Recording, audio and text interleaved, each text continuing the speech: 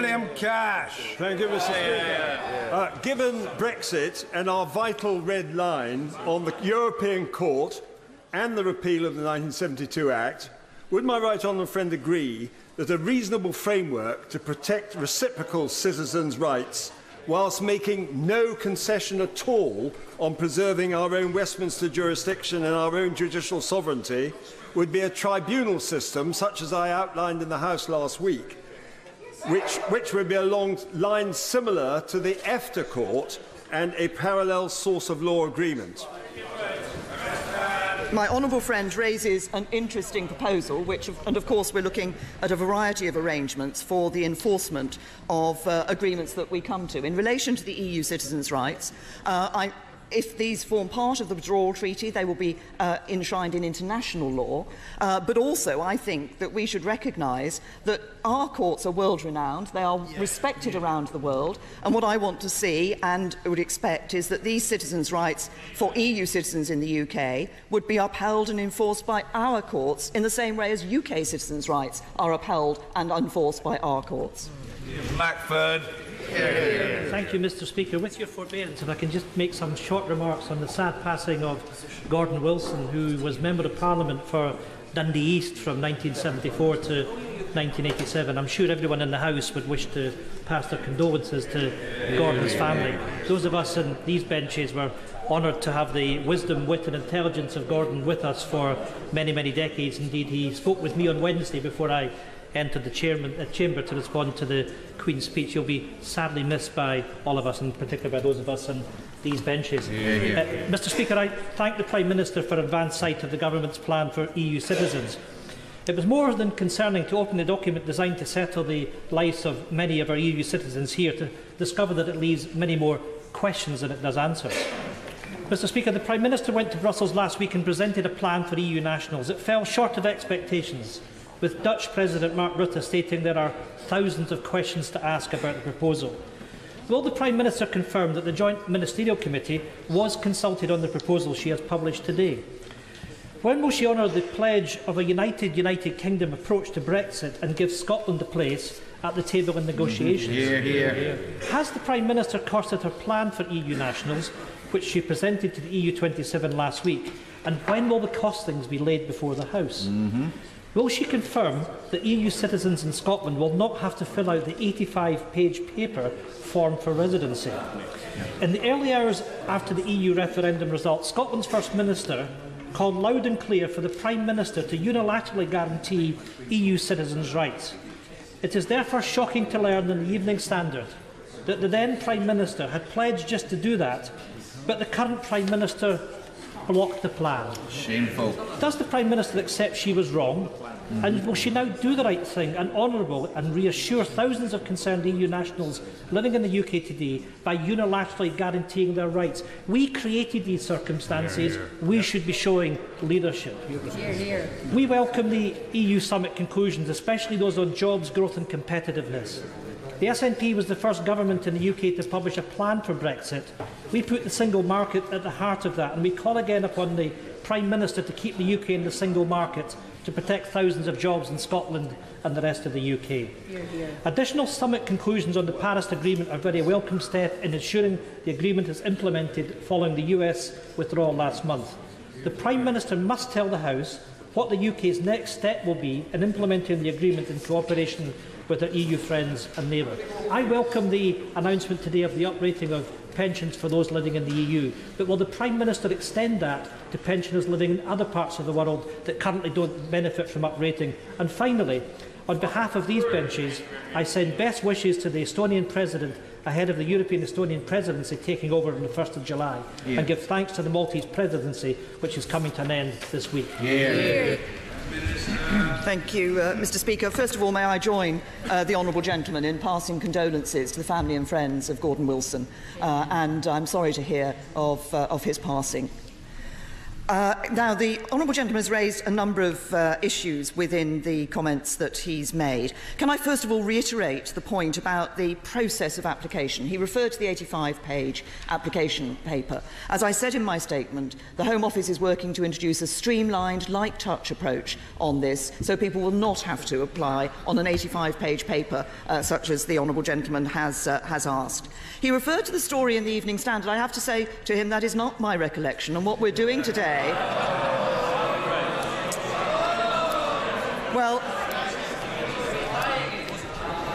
but what we're doing today is setting out what I believe is a fair and serious offer to EU citizens staying here in the United Kingdom, but we do want to have a care, and I repeat the point I made to the Leader of the Opposition, have a care for those UK citizens who are living in the European Union. And I might just remind the honourable gentleman that during the Scottish independence referendum, the First Minister told EU nationals that if an independent Scotland wasn't allowed to rejoin the EU, they would lose the right to stay here. We're not saying that to EU nationals here in the United Kingdom. We're saying we want you to stay, and this paper is the basis on which we will ensure that you can stay and nobody will be forced to leave. Mr. John Redwood. I congratulate the Prime Minister on her policy, which will bring many benefits to the UK and the rest of the EU. Can she tell the House a little more about how far we can go in negotiating free trade agreements with non-EU countries before we leave, and when we will learn how we can spend all the money we're going to save? Well, as my right honourable friend will know, one of the issues that we proposed during the election campaign was that some of the money that is returned is actually spent in a shared prosperity fund here in the United Kingdom, which will be looking to deal with and remove the disparities that occur within regions and within nations and between the parts of the United Kingdom. And as regards the trade deals for the rest of the world, of course, legally we can't sign up to free trade agreements with other parties until we are no longer members of the European Union, but there is much work that my right honourable friend, the Secretary of State for International Trade, is doing with other countries around the world, such as India, such as America, to look to see what trade benefits we can achieve before we leave the European Union by removing some of the barriers that currently exist to trade between our countries. Hilary Benn. Thank you very much indeed, Mr. Speaker. The Prime Minister will be aware that EU citizens living and working here are particularly concerned about the status of their children.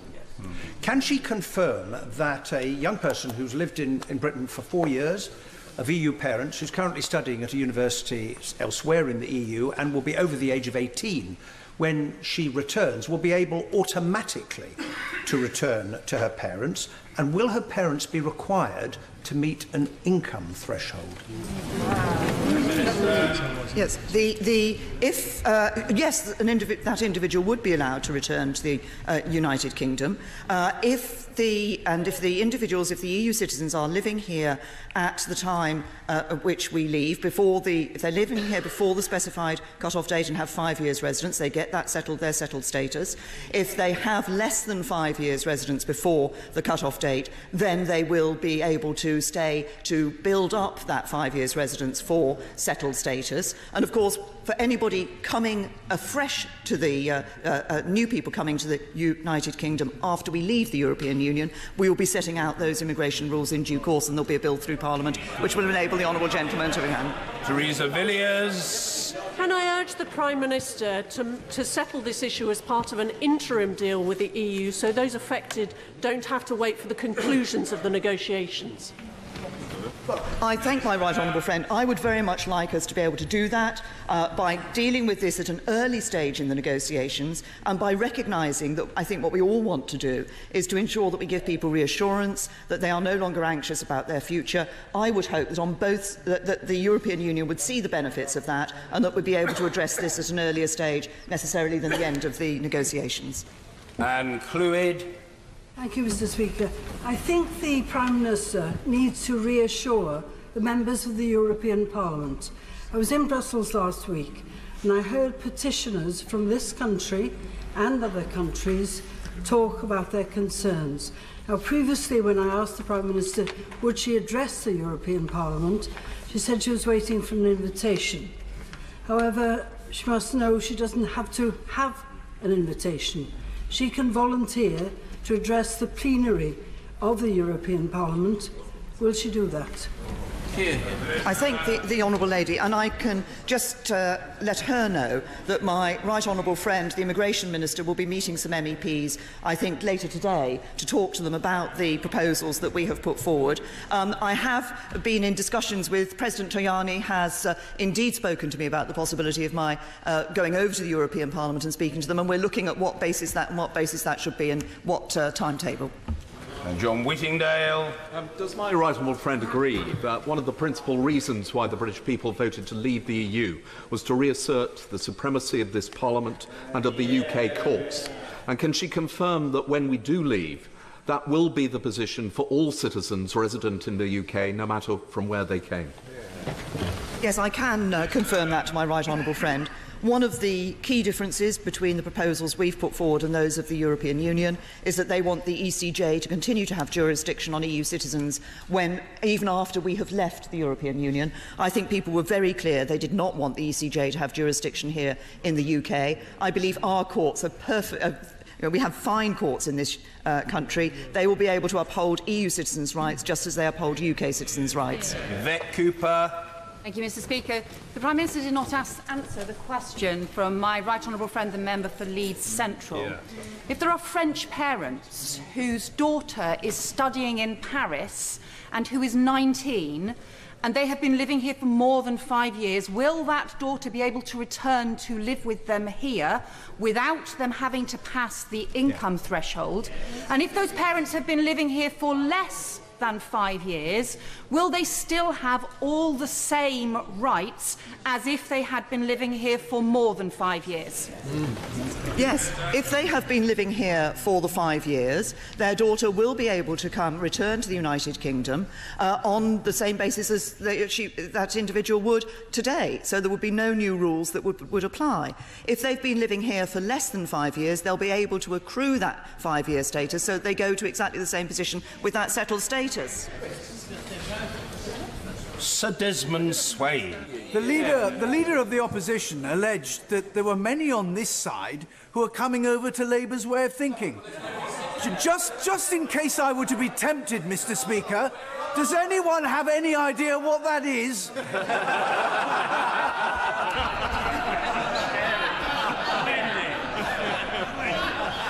I have to say, my honourable friend is always known for his plain speaking, and he has indeed done that and put the point in a rather plainer way than I did earlier in my response to the Leader of the Opposition. Mr. Keith Vaz. Mr. Speaker, at the summit, paragraph 6 of the conclusion refers to peace and stability in the world. Was there an opportunity to discuss the situation in Yemen, where 10,000 people have been killed, where the cholera epidemic has now reached 1/5 people, and where the Saudis and the Qataris are now refusing to speak to each other? Surely, if there was a role for the EU at this present time, it is to work with the United Kingdom that holds the pens on Yemen to try and bring peace to Yemen.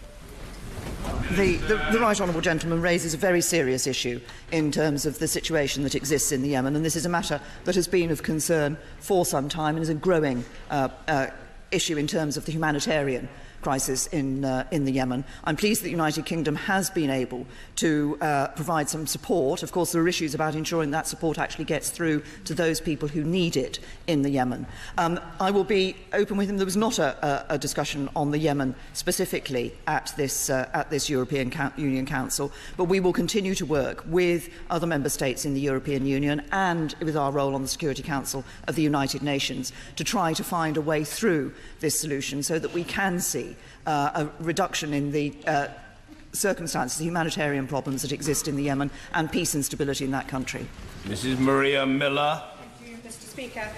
The status of EU citizens is something that I know the Prime Minister has been attempting to resolve since well before the triggering of Article 50. So what more can EU citizens who are residing in the UK be doing to make it clear to whoever is standing in the way of an agreement coming into place? What more pressure can they put on to resolve this issue, which is causing so much heartache to so many people? My right honourable friend raises an interesting point. I think the message has to go across these negotiations, that this is a really important issue. It's about people's futures, and that we want to ensure that we can remove anxiety and give people reassurance. When I speak to other leaders within Europe, that is the message that I get from them. But what we need to do is to ensure that the working group that has been set up under the negotiations recognises that and does its work as quickly as possible. Tom Brake. Mr. Speaker, does the Prime Minister accept that the only way to reassure the 3 million EU citizens who work in but are starting to leave our hospitals, schools, care homes and businesses and the UK citizens in the EU is for her to immediately and unconditionally grant full rights to EU citizens in the UK, no ifs, no buts? Anything less will leave them thinking they are nothing more than a bargaining chip in a crude and cruel game of call my bluff initiated by the Brexiteers sitting next to her. Brexiteers. We are making clear in the document that we have set out today the basis on which we believe a reciprocal arrangement can be put, but we're also making clear to people, EU citizens here in the UK, nobody is being asked to leave the United Kingdom. I think this is one of the most important messages we can give to people here, because there has been that anxiety. This is a serious offer, but nobody is being asked to leave the United Kingdom. Mr. Stephen Crabb. Speaker, I strongly welcome the offer to EU nationals that the Prime Minister is making today and the spirit of generosity and pragmatism with which he is making the offer. Does my right honourable friend agree with me that carrying forward that same spirit to the negotiations about the rights of future EU workers gives us our best chance of protecting our own economic interests and securing that comprehensive trade deal that we all want to see?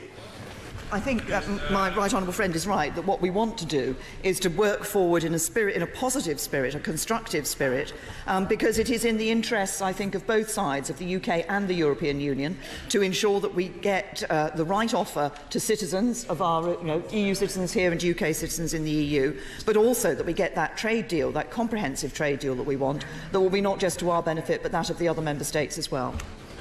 Caroline Flint. Thank you very much, Mr. Speaker. I certainly want to see the dilemma that those EU nationals working here and living here are facing put to bed and put to rest so they can plan for their future. But I also know that my constituents who voted leave wanted to see reform of free movement. Can I ask the Prime Minister to pledge today to ensure that in the future more of my constituents will be trained to fulfil any vacancies that are created by reform of freedom movement in both the public and private sector? And if the answer to that is yes, will she commit to come back to this House to explain just how we're going to do that? Well, can I thank the right honourable lady for the references that she's made, and I can give her the assurance. I think it is absolutely crucial in this country that we ensure that young people are given the skills, the training that they need to be able to take up the vacancies, the jobs, not just of today, but the jobs of the future. That's why we will be reforming technical education. We'll be introducing changes that ensure that we have proper technical education in this country for what I believe is the first time. And alongside that, we have an industrial strategy which is about spreading prosperity across this country and ensuring that those job opportunities are available. Mark Harper. Mr. Speaker, I commend the Prime Minister for the generous offer that she set out, which I hope will see an offer that will also benefit British citizens. And I'm also pleased, in answer to questions from opposite, she said that EU nationals will get the same rights as British citizens, but not better rights than British citizens. Can I also ask her, is she going to take the opportunity to make sure that EU nationals who sadly have come to this country and abused our hospitality by committing crimes, she will use the full opportunity of this to make sure they can be removed from our country? Well, my right honourable friend with one of his previous roles knows very well about the issue of those who have come to this country and abused the rights that they have been given by their criminality, and I certainly will ensure that those who are serious and persistent criminals, that we can take action to remove them from the UK. Pat McFadden. Speaker, given that EU citizens are living and working here legally at the moment, on the matter of the cut-off date, how can this be earlier than the date that we leave the European Union, given that the rights and obligations we have as members continue up until the date that we leave, even through the Article 50 negotiation process? It is different. This is the rights that we've set out here, and the question of the specified date is about the point at which people are able to qualify for settled status here in the United Kingdom. Of course, as we are members of the European Union, then the arrangements which have always existed for us as members of the European Union, those here, will continue. But for those who are getting settled status and wish to retain settled status for the future, that is where the cut-off date is pertinent, and that will be a matter for negotiation. Mr. Crispin Blunt. Thank you, Mr. Speaker. And I welcome the fact that the Prime Minister chose exceptionally to raise this extremely important issue in the Council.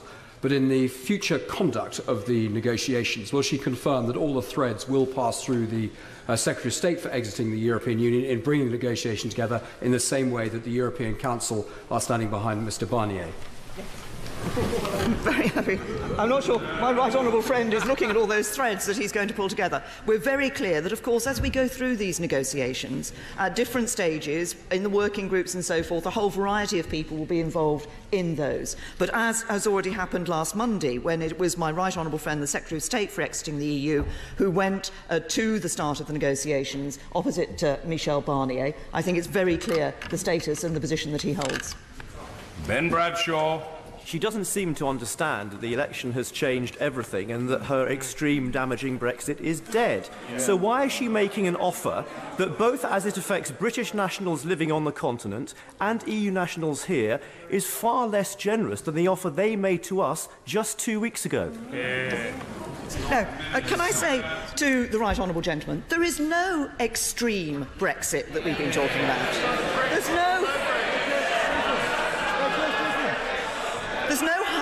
There is no hard Brexit and there's no soft Brexit. What we want is the right deal for the United Kingdom.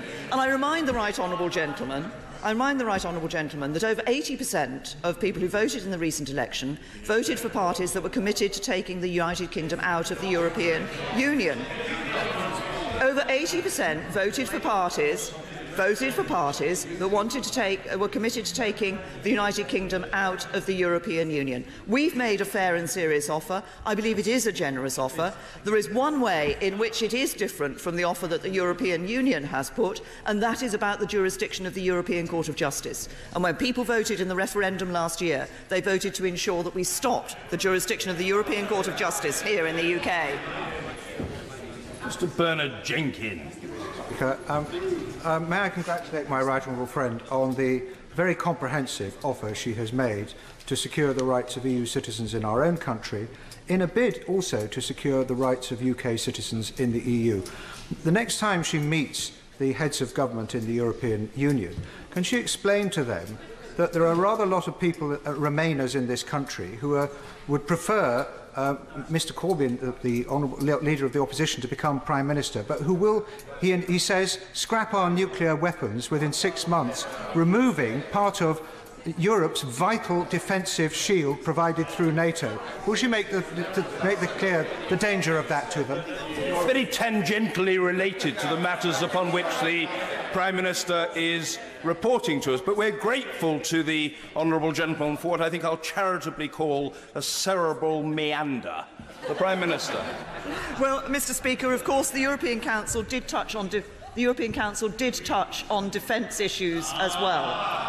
So it is possible for me to report to my honourable friend that I did indeed touch on the importance of the United Kingdom continuing to maintain its defence relationship with other countries in Europe. Our relationship through NATO is very important. We are one of the, obviously, because of our nuclear deterrent, we're one of the key safeguards of the security and safety of Europe. Caroline Lucas. Mr. Speaker, the Prime Minister keeps talking about the need for reciprocity. So can she tell the House why she chose not to simply reciprocate the genuinely fair and generous proposal of the EU Commission back in April that would have guaranteed the existing rights of the 1.2 million UK citizens living elsewhere in the EU? It would have saved a lot of time, it would have built up goodwill instead of ill will, and it would have got the negotiations off to a much better start. Well, can I say to the Honourable Lady, I think I had pointed out there are some differences between the two proposals that have been put forward by us and the European Union through the European Commission. One of the key ones was was the suggestion from the European Commission that after we've left the European Union, there should be two classes of citizen here in the UK. UK citizens whose rights would be guaranteed by the UK courts, and EU citizens whose rights would be guaranteed by the European Court of Justice. I don't believe that's right. I believe all citizens should have their rights guaranteed through our courts. Mr. Jacob Rees-Mogg. Thank you, Mr. Speaker. Does the Prime Minister agree with me that no reasonable person could oppose what she has proposed? The only people who do never wanted us to leave in the first place. And the idea that a foreign court should rule on the rights of people living here is akin to the outdated colonial approach taken towards China in the unequal treaties of the 19th century. Well, I always bow to my honourable friend's historical knowledge and references that he makes, but I think the point is a clear one, which is that what we want to see when we leave the European Union is that citizens here in the UK have their rights guaranteed by UK courts and enforced by UK courts. The honourable gentleman was present himself at the signing of the said treaties. We don't know. We'll leave it to speculation. Bambos charalambos. Did the Prime Minister have an opportunity to speak with the President of Cyprus and express her support for the settlement talks between the Greek and Turkish Cypriot leaders due to recommence in Switzerland on Wednesday? Yes, I welcome the honourable gentleman to his place in this House. And can I say to him, I did indeed. I had a bilateral discussion with the President of Cyprus about those talks and about our hope and expectation, because they have come so far. I think President Anastasiades and Mr Akunci have both taken the discussions to a point that is far closer to us seeing a resolution than we've ever seen before, and I hope that we're able to take it over the line in the talks that will start in Geneva later this month, and the UK, as a co-guarantor, stands ready to play its part in doing that. Shailesh Vara. Thank you, Mr. Speaker. When EU leaders say that they want EU laws to prevail over their citizens in the UK, what they're effectively saying is that they don't trust our judicial system. When the Prime Minister next meets with her EU counterparts, may I suggest that she gently reminds them that many of the companies in their own countries, companies that drive their economies, actually use English and Welsh contract law, which is to be enforced in our courts by our judges. And the reason why they use English and Welsh law is because globally our judicial system commands greater respect than the judicial systems of Germany, France, Italy and so on. My honourable friend has made an extremely good point, and at the nub of it is this, that our courts are respected around the world. And as he says, people choose to use our law because they respect it and they respect our courts, and they also respect the validity of our law. And I think it's important that citizens in the UK are under the jurisdiction of our courts. Joanna Cherry. Thank you, Mr. Speaker. I note that the Prime Minister intends to do away with the technical requirement for comprehensive sickness insurance once a reciprocal arrangement has been reached. But constituents like my Lithuanian constituent, Dementa Macduff, are suffering as a result of this requirement at present, because despite being in Scotland for more than 5 years, she can't get permanent residency because she doesn't have comprehensive sickness insurance. And we heard evidence on the EU Select Committee in the last Parliament that no such insurance product actually exists. So will the Prime Minister do away with that requirement here and now, because it's a technical nonsense, because these people are using the NHS anyway?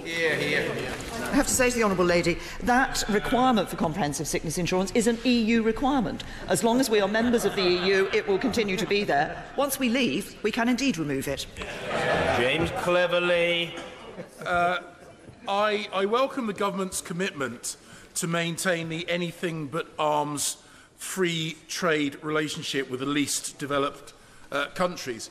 Could she speak a little bit more about the government's intention to extend free and fair trade with developing countries who are not necessarily on the least developed countries list, but who have historically been penalised by the EU's tariff arrangements? Well, I can assure my honourable friend that we are looking for a wide range of trade deals with countries around the world when we leave the European Union. And I think those trade deals are important because they bring prosperity, growth and jobs here to the UK, but also because it is free trade that has lifted millions out of poverty around the world. And for not just the least developed countries, but for others, actually there are huge advantages to them and their citizens for ensuring those free trade deals are in place so that we can see growth and jobs and prosperity spread more widely than it is today. Mrs. Louise Ellman. Could the Prime Minister tell us what discussions took place on cooperation against terrorism? And was there any reference to what happened on the streets of London just over a week ago on Al-Quds Day, when demonstrators were allowed to shout out blaming Zionists for the Grenfell Tower fire and castigating rabbis and synagogues? Well, I can say to the Honourable Lady that there was indeed a significant discussion on the issue of counter-terrorism and the need for us to cooperate together in dealing with that issue. We focus particularly, as I said in my statement, on issues around the internet, on the way in which the internet is used to promulgate hateful propaganda, but also for the terrorists to be able to plan on the internet and have a safe space. We are united in our wish and indeed our determination to ensure that we take action with the tech companies to ensure that this cannot happen in the future. And on the last point that the Honourable Lady raises, I would simply say this. I think across the whole of this House we are clear that there is no place for hate crime or hate speech in this country. Andrew Bridgen. Speaker, 3.2 million EU citizens currently choose to live, work and make their lives in our country. They are well aware that we're leaving the European Union. What does my right honourable friend believe this says about their perception of the future prospects of our country post-Brexit?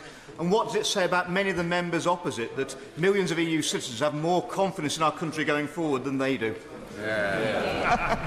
Well, I say to my honourable friend, I think what that shows is what a great place the United Kingdom is to live and work, what great opportunities we have for the future. And I'm very pleased that those 3.2 million EU citizens have confidence in our country and want to stay here. Stephen Twigg. In her statement, the Prime Minister talked about the drivers of migration, which include climate change, conflict and extreme poverty. As a country, we have a very proud record on international development. Does she agree with me that it's vitally important, as this process moves forward, that we continue to cooperate very closely with the European Union and other European countries to tackle extreme poverty, especially in Africa? Yes, indeed it is, and I'm pleased that we as a country have been able to play our part in dealing with that. Just as an example, the Somalia conference that we brought forward, that we hosted some weeks ago, brought countries from around the world to find ways in which we can continue to support Somalia, which has been a country which has been a source of people choosing to leave to try to come to Europe, to present a greater stability in that country, but also greater economic opportunity. And the UK has been at the forefront, for example, with the compact we have with Ethiopia, in providing economic jobs opportunities for people who otherwise might be trying to migrate to Europe. And we'll continue to work with our European allies on this. Andrew Salu. Does the Prime Minister believe that our new relationship with Europe will enable us to reduce further the significant numbers of European Union nationals in our prisons? Of course, this would give further headroom for our hard-pressed prison officers to do the vital rehabilitation work which they do so well. Yes, well, indeed, we want to ensure that we are able to continue to transfer prisoners from the United Kingdom to their home states in the European Union, but we also want to ensure, and will do, that we are able to remove serious and persistent criminals from the United Kingdom. Ian Paisley. Thank you, Mr. Speaker. If I could ask the right honourable and even closer friend, the Prime Minister,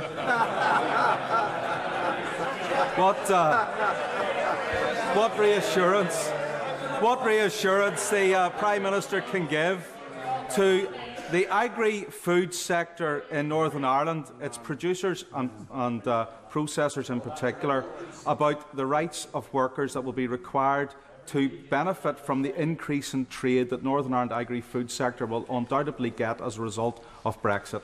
Will this be marshalled by way of a work permit system, and if so, will that be capped in Northern Ireland? Make sure that check doesn't bounce. The rules that we are going to set for people coming into the United Kingdom from the European Union once we've left the European Union, so people who aren't here already, will of course be set out in the new immigration bill that we will be bringing to the House following the repeal bill. But I fully recognise the importance of the agri-food sector in Northern Ireland. That was clear to me on several visits I've made to Northern Ireland in recent months, and we want to ensure not just that actually in Northern Ireland but across the whole of the United Kingdom that we see, once we've left the European Union, greater opportunities for our agri-food sector, which will bring jobs and greater growth and prosperity.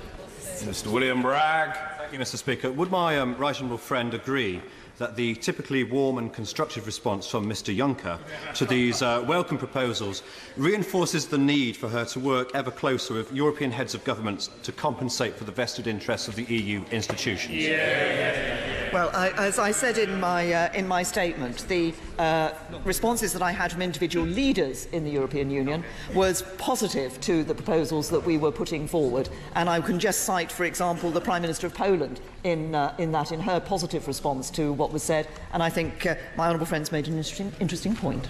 Thank you, Mr. Speaker. To follow the member for North Antrim, the Prime Minister's new governing partners, the Democratic Unionist Party, in their manifesto said they would seek to deliver, and I quote, a frictionless border with the Republic of Ireland and a comprehensive free trade and customs agreement with the European Union. Is it not the case that neither of these objectives can be secured if we leave the European Union without a deal? I have to say to the honourable gentleman that the requirement, the desire to bring about a frictionless border between Northern Ireland and Ireland, and the desire to have that comprehensive free trade deal is exactly what the government is pursuing. It's what we've said in the Lancaster House deal, and we're doing it. I met the new incoming Taoiseach last week and discussed with him how we can work with the Irish government to ensure we deliver just that. Nusrat Ghani. Thank you, Mr. Speaker. Violent ideologies from far-right Islamists are increasingly online. Can my right honourable friend provide some more information as to what was agreed at the Council in tackling, fining or holding accountable internet companies that carry extremist content or those that are platforms for grooming? My honourable friend makes a very important point, and I think what we see with extremism, which leads to terrorism on whatever the source of it is that people are trying to divide us in this country, and I think that is why the response that we have had to all the terrorist attacks that have taken place in recent months, there being different reasons for those terrorist attacks having taken place, of course, what the response of unity and unity of purpose of the British citizens to actually ensure that we drive out this hatred from our country is so important. We focused in the discussions on the aspect of the internet, and in particular on the industry-led forum, which we and others have been discussing with tech companies to be set up. We want to see automatic technological solutions to removing material from the internet, because at the moment the process of removing that material, that extremist material, is too slow, and it allows too many minds to be infiltrated before it's taken down. So we want to see automatic removal of that material. Mike Gapes. Speaker, the Prime Minister has made clear her hostility to the European Court of Justice. What is going to happen to British citizens living in other EU countries if they are not protected by the European Court of Justice? Will they become citizens of nowhere? What I've made clear is that, as regards the jurisdiction of courts in the United Kingdom, I believe we should not be subject to the European Court of Justice, that EU citizens' rights here should be protected in a different way, and I believe when people voted to leave the European Union, one of the things they voted for was for the ECJ not to have jurisdiction here in the United Kingdom. Mr. Peter Bone. Mr. Speaker, I think the whole country will welcome the agreement that the Conservative and Unionist Party has done with the DUP. And the Prime Minister, in a statement, sir, referred to the Brexit dividend of over £10 billion that we will save when we're not in the European superstate. And I welcome the £500 million a year going to Northern Ireland. Is that sort of the funding that the Prime Minister thinks will happen in the rest of the United Kingdom? What I can say to the honourable gentleman is that we do have to look at how we are going to use money that we will no longer be sending to the European Union. People voted for us not to be sending vast sums of money every year to the EU. We will have to look at how we use that. And one of the aspects that we have already proposed here on this side of the House is this concept of a shared prosperity fund, which will be removing disparities between different parts of the UK. Mr. Stephen Doughty. Thank you, Mr. Speaker. Did the Prime Minister have a chance to discuss transitional funding arrangements for Wales at the European Council? Because surely she's going to have something to say to the people of Wales who now feel like they're being treated as second-class citizens in the United Kingdom when she can magic up billions for Northern Ireland and yet won't give a guarantee for Wales on future funding. We've already been very clear on various aspects of funding from the European Union in relation to funding for farmers and the guarantees that we've given over a period of years for that. But we want to make sure that when we have money that comes back from the European, that we're no longer giving to the European Union, that we are able to spend that money in a way that is as effective as possible in driving improvements here across the whole of the United Kingdom. Hugh Merriman. Mr. Speaker, before coming to this place, I used to teach effective negotiation skills. Through the Prime Minister, could I invite the Leader of the Opposition to a free trial period? Well, can I say that I think that was the most generous offer from my honourable friend. I suspect, though, the first thing he's going to have to do is explain to the Leader of the Opposition what a negotiation actually is. Stella Creasy. Thank you, Mr. Speaker. Can I continue the efforts of my colleague from Pontefract, my colleague from Leeds Central, in trying to understand what this will mean for our EU constituents resident here in the UK and their family members? Can the Prime Minister confirm that under her rules, this means a Polish nurse who is on a Band 5 salary of under £22,000 and therefore will not meet the threshold of income required under the current rules will not be able to bring her child and partner over to the UK, or a teaching assistant, a French teaching assistant on under £17,000 will not be able to bring an elderly relative to the UK under these rules? And if so, what impact does she think this will have on our public services? Can I say what I have said earlier? For those EU citizens who are here who qualify for the settled status, either they have 5 years residence already and can qualify for settled status, or they are here before the cut-off date and are able to build up that qualification for settled status, there will be no extra requirements in terms of them bringing family members into the United Kingdom. We are not going to be splitting up those families. Rebecca Powell. Thank you, Mr. Speaker. May I welcome the Prime Minister's very clear assurances that in Brexit there will be no family split-ups and that they will be able to have no cliff edges so they can regularise their status, and also the healthcare and the pension arrangements. But the impact of Brexit on British businesses who employ EU workers simply cannot be underestimated, especially in places like Taunton Deane, the food, the drink, the farming industries and health. So what reassurances can the Prime Minister give British businesses who employ EU citizens? Can I, first of all, re-emphasise the point that my honourable friend has made, that there will be no cliff edges and people will be able to bring family members here. We're not talking about splitting up families. I think this is a very important message. When we look at, once we've left the European Union, we will, of course, be putting immigration rules in place, but as we do for people who come here already from outside the European Union, we will, in putting those rules in place, we will recognise the need to ensure that our economy can have access to the skills that it needs, particularly in shortage occupations. But we also want to ensure that people here in the United Kingdom are trained to take those jobs. Hence, I think the very important moves the government is making on technical education. Chris Bryant. Thank you, Mr. Speaker. The Prime Minister said earlier that no families will be split up, but she said during the general election campaign that she is intending to cut net migration to this country to the tens of thousands. Well, there's a problem here, because last year 136,787 people came to this country through the family route. So if she's going to meet her pledge, she is going to split families up, isn't she? Let's be very clear about what I'm saying about EU citizens who qualify for settled status. They will be able to bring family members here into the United Kingdom without any extra requirements. Robert Courts. Speaker. I welcome the Prime Minister's statement that Britain will be becoming more internationalist after we leave the European Union. Could she give some further details of the statements that her government has had, the discussions with non-EU countries, with that prospect in mind? Well, I'm very happy to say to my honourable friend that we've already had a number of productive engagements on the issue of trade for the future with countries around the world, notably with India, with America, but with other countries too, like Australia and New Zealand, discussions with China and other countries around the world. I think there are real opportunities for the UK once we leave the European Union, and we will be making every effort to ensure that we take those opportunities. Liam Byrne. The Prime Minister's offer is a step in the right direction, but it is long overdue. But she will know as a former Home Secretary that it is impossible to grant the rights she proposes to 3.2 million EU citizens and fulfil her target to reduce net migration to tens of thousands. So can she confirm for the House today that she has set aside this fanciful target and is going to propose instead to follow the Chancellor's advice of a Brexit that is rich in jobs?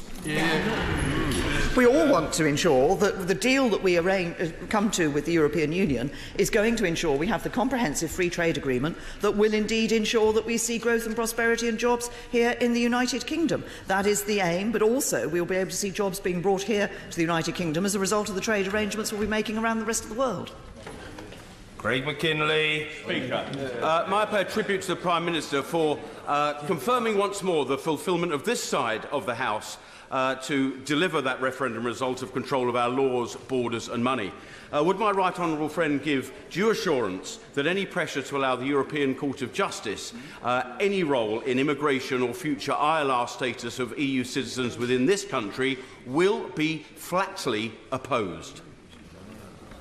My honourable friend, the assurance, as I've said earlier, that I believe that in terms of assuring the rights of EU citizens living here in the United Kingdom, we believe that should be done through our courts and not through the European Court of Justice. And I will just reiterate the point I made earlier. I think when many people voted to leave the European Union, one of the things they wanted to ensure was that the ECJ no longer had jurisdiction here in the UK. Mr Barry Shearman. Many of us who did not want this country of ours to leave the European Union did so partly because we believe it would make us more vulnerable and Europe less stable. Could you assure me that there were discussions at the European Council of the security implications of where we are now in Europe, given the increasing threat from Russia, both in terms of military and defence, but also in terms of other activities they seem to be getting up to these days? Well, I can assure the honourable gentleman that there were discussions, there were a particular set of discussions which related to the activities of Russia and the EU's response to that, and the United Kingdom has been one of the countries leading the requirements in relation to that. Of course, we remain clear that the sanctions must stay until the Minsk agreement is fully implemented in relation to what activity Russia has undertaken in the Ukraine. We also discussed other security and defence issues, and I was able to reassure the other heads of state and government that the United Kingdom will retain its role in helping to ensure the security and safety of the European Union. We want to continue to have a defence and security partnership with our European allies. Tim Lawton. Mr Speaker, can I return to the Prime Minister's welcome comments about the discussions on social media companies hosting hate material? We have led the way in this country on requiring employers proactively to make checks on the legality of prospective employers, for landlords to check on prospective tenants and for banks to check on money laundering. No such requirements or fines are in place for social media companies. So can she now set down urgently a timeline, minimum requirements and the very real prospect of significant and meaningful fines for those social media companies who continue to act irresponsibly? Well, My honourable friend makes a very important point, and it is precisely because we want to see those companies acting with greater responsibility in this area that we have been discussing with them this industry-led forum for automatic takedown of material from the internet, and that we have galvanised support not just in the G7, as I did earlier this month, but also in the EU Council last Friday, international support for ensuring that we can put collective pressure on the companies to ensure that they are not carrying this material, and that we do see the importance and the significance of taking this action. And we have also discussed that whereas the first step will be discussions with the companies on what they can do themselves, we have also discussed the prospect of legislation if that fails. Darren Jones. He was here a moment ago. Mr. David Hanson. Could the Prime Minister assure the House that she's made progress on securing our membership of the European Arrest Warrant, Eurojust and Europol as part of her discussions? And in passing, could she also tell me that the UK government does know when European citizens enter the United Kingdom? Well, as regards the Eurojust and Europol and the European Arrest Warrant, those will be matters for the negotiations. But I've been very clear that we want to retain our security cooperation, not just on counter-terrorism matters, but also on matters relating to crime. Wendy Morton. Mr. Speaker, when we triggered Article 50, it was very clear that a new immigration regime would be required. Does my right honourable friend agree that it was therefore entirely sensible and appropriate to discuss the cut-off date with the EU Commission? I absolutely agree with my honourable friend. We will be seeing new immigration rules, as she says, being brought into the UK for those people who are moving from the EU into the UK after we have left, and is entirely right and sensible in part of the negotiations to discuss the cut-off date for EU citizens who are here. Meg Hillier. I represent many EU citizens who are fearful and indeed tearful about their future prospects, so I welcome some of the clarity the Prime Minister has brought to the matter. She talks about a streamlined system for applying for status, but many of them worry about how they're going to pay the costs for an entire family to go through this process in short order. Can she give us an indication of what those costs might be so that she can reassure them? The Home Office will be looking very carefully at ensuring that the costs are reasonable in this, and they want to ensure that the streamlined process will be a light-touch process, will be easy for people to access, and therefore easy for people to be able to regularise their status. Mr. Kevin Hollin-Rake. Mr. Speaker, it is very important to our economy that business continues to invest and that there are no cliff-edge changes to our trading relationships. As well as seeking a fair deal on exit, as well as a new trade deal, would the Prime Minister seek a 2 or 3 year transitional period to give business a total of up to 5 years to prepare for the future? I think it is important that once we know what the basis of the future relationship with the EU will be, that we recognise that not just business, but actually government as well, may need to have a period, an implementation period, when they're able to make the adjustments that are necessary. How long that period will be will depend, of course, on what the new relationship is going to be, and therefore that will be part of the discussions that take place during the negotiations. Linden. Mr. Speaker, with tens of thousands of Scottish jobs at risk, will the Prime Minister listen to our Chancellor's warnings and protect our place in the single market? As regards Scottish jobs, I have to say the most important single market is that of the United Kingdom. Mr. Henry Smith. Thank you, Mr. Speaker. Was the Prime Minister able to convey to her European counterparts in the Council that 589 members of this House elected in the general election earlier this month did so on a promise to deliver a comprehensive Brexit? Yes, I was very clear that the view of the electorate, the view of the government, the view of the majority, the position that was taken at the election on the majority of people who have come into this House was precisely that we want to deliver on the will of the British people as expressed in the referendum. Ian Murray.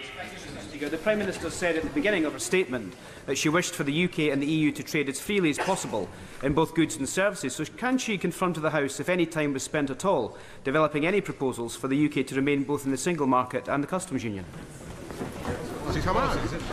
Well, I have to say to the honourable gentleman that what we want to do is to ensure that we have that good, frictionless and as tariff-free as possible access to the single market. That's the way, that's what we're talking about when we talk about a comprehensive free trade agreement. That comprehensive free trade agreement will be part of the negotiations.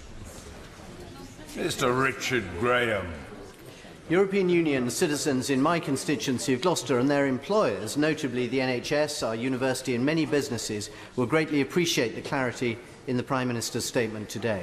Could my right honourable friend give an idea of whether she believes an agreement on this crucial issue to so many citizens here and so many British citizens in Europe might be possible before agreement on other issues, and if so, when?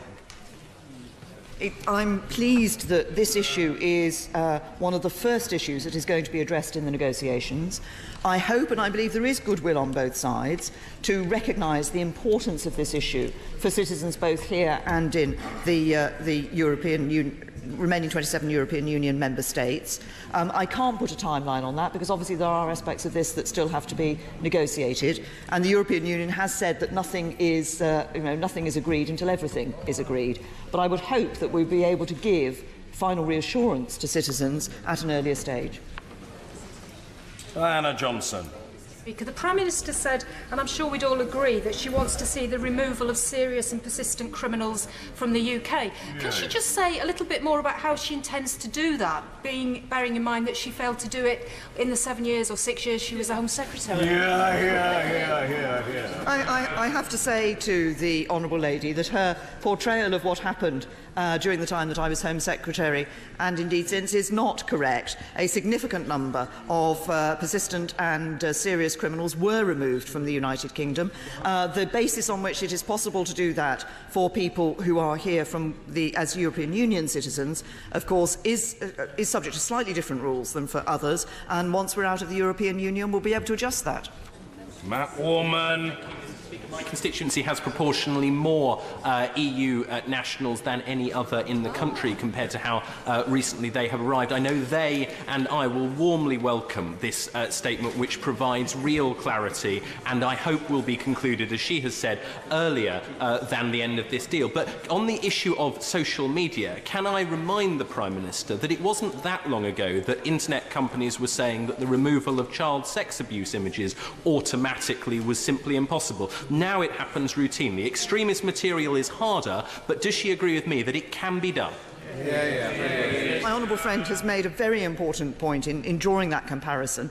It did take a while and hard work to get the tech companies to the position where they would take the action they have done on child sexual abuse images on the internet. I believe we can do the same with extremism, and that's what we're encouraging them to do. Lloyd Russell Moyle. Hello, Prime Minister. With your statement and at the Council, did you manage to raise the issue of the Erasmus Plus programme and our continuing work in that? And particularly, we have the deadline for the Erasmus Plus grants is in October. 6 months it takes for those grants to be awarded, and another year sometimes for them to be enacted. And will the Prime Minister ensure that any academic, student or young person that is awarded an Erasmus programme is able to come here without additional visa burdens? First of all, I would point out that while we are still within the European Union, then the current arrangements and the opportunities to apply still apply to the United Kingdom. We have been able to give some certainty in terms of certain programmes to the continuation of those programmes after we leave the European Union, but I think even after we've left the European Union there will be options for us to find ways in which we can contribute and can participate in such programmes. We all warmly welcome the honourable gentleman for Brighton Kemp Town to the Chamber and to our deliberations. Michael Tomlinson. Returned from the Netherlands with a delegation from the Lords and Commons. Mr. Speaker, it's the Dutch Binnenhof tour, where, amongst other things, I had the opportunity to speak to British nationals living and working in the Netherlands. What reassurance can the Prime Minister give to them and to other British nationals living and working across the EU that their rights will be protected alongside EU rights living here? Good question. I think that the best assurance I can give to those British citizens living in the Netherlands and elsewhere in the European Union is that we have set out a fair deal, a fair offer to those EU citizens living here, but we are very clear that this must be reciprocal and that those British citizens must have their rights protected as well, and we will continue to argue for that. Kerry McCarthy. Mr. Speaker, the Prime Minister mentioned the trade deal with Japan and the EU, and she would be aware from leaked documents this weekend that a lot of people are very concerned that there's no mention of environmental protections, for example, tackling Japan's illegal timber trade or whaling in that draft agreement. Does she think those protections should be in there, and what does it say about the agreements that we would negotiate in when we leave the EU? Obviously, there is still further discussion taking place between the European Union and Japan in relation to that trade deal. Once we've left the European Union and are able to set up these agreements ourselves, and Japan is one of the countries, another one of the countries that we have been talking to, then it will be up to us, as part of those negotiations for that trade deal, to set the conditions for that trade agreement. Nigel Huddleston. Thank you, Mr. Speaker. Returning to the issue of online content, will the Prime Minister confirm whether the British Government would be willing to enact legislation itself should the internet companies themselves not make sufficient progress with the removal of inappropriate content? We are certainly willing to consider legislation on this matter. This is so important. I believe that with the international pressure that we are now building and the cooperation internationally we're now building, then we will be able to put pressure on the tech companies such that they do this themselves. But I think we should not rule any option out. Patrick Grady. Mr. Speaker, I don't know if it's in order to blow a raspberry in this House, but that was the reaction of constituents, EU nationals that I met at the Partick Language Hub in my constituency on Saturday when they heard about the reports of this deal. I just wonder how many EU nationals the Prime Minister has met or consulted with in drawing up the proposal she's presented today. Well, I have to say to the honourable gentleman, like other members of this House, I have met people in my constituency who are employers of EU nationals concerned about it, people who are EU nationals who are concerned about their position, and I suggest that what he actually does, because of course the detail had not been published at the weekend, that he actually takes the detail of this to his constituents and enables them to see for themselves the fair and serious offer that we're making. Steve Double. Thank you, Mr. Speaker. I was pleased to hear the Prime Minister refer to the manifesto commitment to create a UK shared prosperity fund earlier in this session. So, even though it wasn't specifically mentioned in the Queen's speech, could the Prime Minister confirm that this government is committed to bring forward such a fund to replace EU structural funding that's been so important to places like Cornwall? We do want to ensure that when we are in a position that we're no longer sending these huge sums of money every year to the European Union, that the money that is available, some of that money that is available, can be used in this way. I think there is a very real issue about ensuring that we do that in a way that is as effective as possible and is going to have the maximum impact across all parts of the United Kingdom. Daniel Zeichner. I'm sure the Prime Minister will be aware of the problems already being faced by our universities and research sectors because of the uncertainty around these issues. Could you tell us what discussions she had at the Council with other leaders about dealing with these challenges? And could you take the opportunity today to say whether she wants us to stay within the Horizon 2020 programme in future? Good question.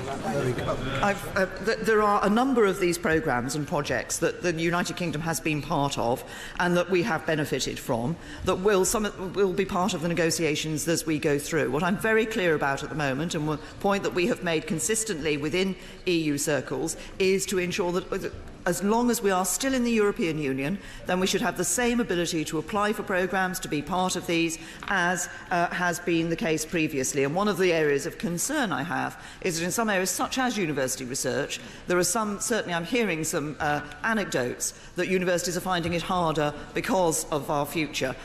What I would say is that as long as we're in the European Union, then we are able to apply on exactly the same basis as we always have been. What a rich assortment of distinction. Joan Ryan. Thank you, Mr. Speaker. The European arrest warrant has proved a very effective extradition order, means by which we see speedy justice for those who have committed crime and for the victims who want to see a speedy outcome. What does the Prime Minister envisage as the future of the European arrest warrant? Has she discussed it at any point yet? And if not, when does she think it will be discussed? The Honourable Lady, that those issues, as I indicated to her right honourable friend earlier, will be part of the negotiations. But I'm also, I think, bound to point out that I have stood at this dispatch box as a Home Secretary and argued for the United Kingdom remaining in the European arrest warrant during a debate when the Labour Party was trying to stop us from getting the legislation through. Alison Thewley.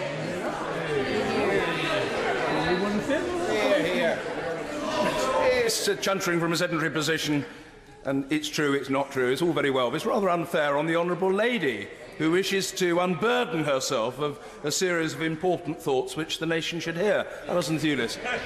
Thank you, Mr. Speaker. Every week at my surgery, I see constituents who are already worn down by the incompetence, the intransigence and the unkindness of the Home Office. What steps is the Prime Minister going to put in place to give the Home Office adequate funding to deal with all these additional EU nationals who will now need to be processed? Excellent question. The Home Office is well able to deal with the issues that it will be addressing, and it will be ensuring, as I said earlier in response to her honourable friend, that the process which people will go through will be streamlined and light touch. Nick Thomas-Symonds. Mr. Speaker, I recently visited a manufacturer in my constituency that exports into the EU, who informed me that they now have to include the risks of Brexit in their export contracts. What advice does the Prime Minister have for manufacturers like those in my constituency who have to today assess the risk they may end up paying tariffs when we leave the EU? To those manufacturers is that I hope they will work with us as the government to ensure that we understand the needs of every part of industry in this country as we go forward into the negotiation on the Comprehensive Free Trade Agreement. We want to see a tariff-free ability to trade with the European Union, and we will be considering the views and interests of British industry as we do that. Angela Smith. Speaker, the Prime Minister has twice this afternoon responded to questions about the skills challenges that will be created as a result of the reform of the freedom of movement by referring to the reform of technical education. But of course the economy will have much greater needs: new dentists, new doctors, vets and other professionals. So on that basis, will she guarantee the funding necessary to ensure that our schools, colleges and universities will be able to meet the skills challenges of a post-Brexit world? Not just in Northern Ireland. I've been very clear that we do need to meet those skills challenges. That's why we are bringing in the reforms that we are doing. And I have to say to the Honourable Lady, she refers to issues within the National Health Service. Of course, one of the important steps that this government has taken is to remove the caps on numbers of people who can train as staff within the National Health Service. Annalisa Dodds.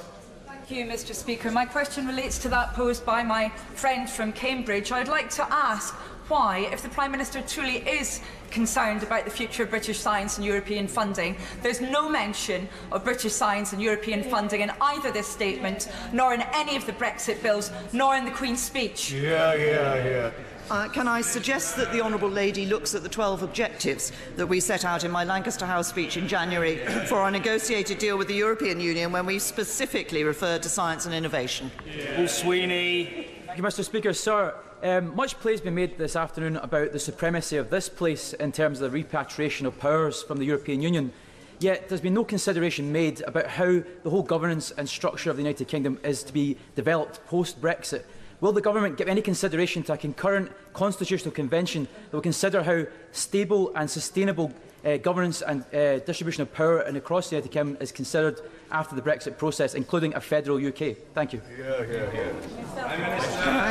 I apologise. I welcome the honourable gentleman to his place. I think there are one or two other honourable members who are new to the House who have stood up that I haven't welcomed, so I apologise to them for that. But can I just say to the honourable gentleman that I think the best way of ensuring good governance and stability across the United Kingdom is maintaining the United Kingdom. Yes, I too welcome the honourable member for Glasgow North East. He's just served up a very, very interesting hors d'oeuvre, and we look forward to his main course before very long.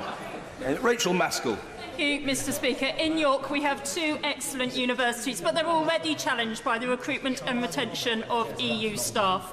Researchers and academics need to move seamlessly between UK and EU universities. So how will they accrue their settled status under her new rules?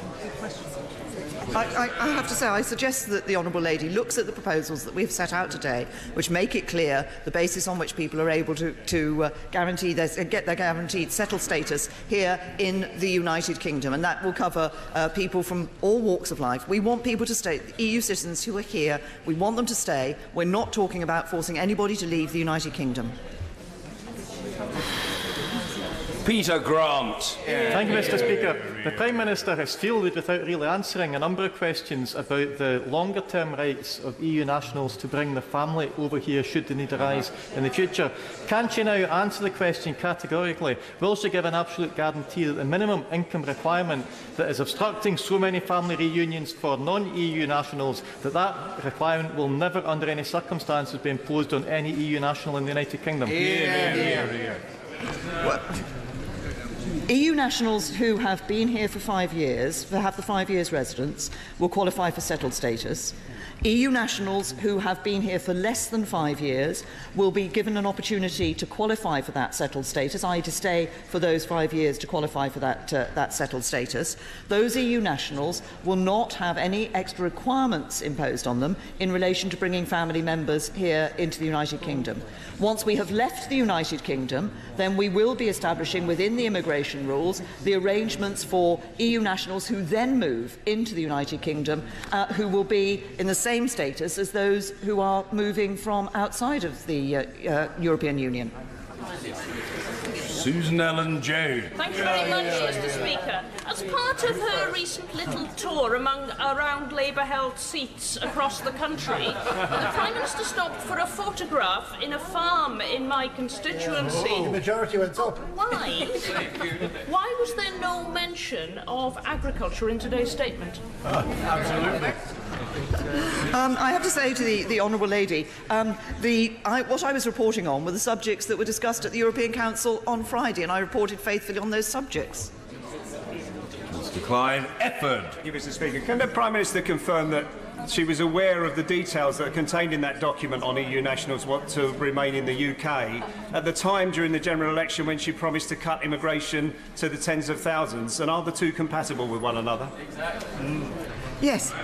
What we are talking about in this document is about the rights of EU citizens who are living here in the United Kingdom.